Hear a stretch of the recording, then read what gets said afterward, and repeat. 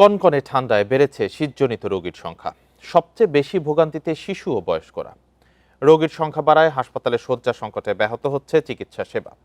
ভর্তি হতে না পেরে অনেককে ফিরে যেতে হচ্ছে। কোথাও আবার ওষুধ ও জনবল সংকটের অভিযোগ রয়েছে। প্রচণ্ড শীত আর হিমেল হাওয়ায় বিপর্যস্ত জনজীবন। শীতের তীব্রতা বাড়ার সঙ্গে সঙ্গে কয়েক গুণ বেড়েছে ঠান্ডাজনিত রোগের প্রকোপ। মৌলভীবাজার সদর হাসপাতালের শিশু ওয়ার্ডে রয়েছে মাত্র ২২টি শয্যা, কিন্তু জ্বর, কাশি, নিউমোনিয়া ও ডায়রিয়ায় আক্রান্ত হয়ে ভর্তি আছে ৫০ জনেরও বেশি। শয্যা সংকটে অনেক রোগী ভর্তি হতে পারছে না হাসপাতালে। পয়লা সর্দি আসছিল, সর্দি তো নেই গিয়া খাসি বেশি অতিরিক্ত খাওয়ানি গেছে আর কি। আমাদের বেড কম থাকার কারণে বাচ্চাদের এবং আমাদের অনেক ভোগান্তি হচ্ছে। হবিগঞ্জ সদর হাসপাতালে গত ৬ দিনে ৫০০-র বেশি রোগী চিকিৎসা নিয়েছেন। এর মধ্যে অধিকাংশই ডায়রিয়া ও নিউমোনিয়ায় আক্রান্ত। এই সময় ঠান্ডাজনিত রোগে আক্রান্ত হয়ে ৩ শিশুর মৃত্যু হয়েছে।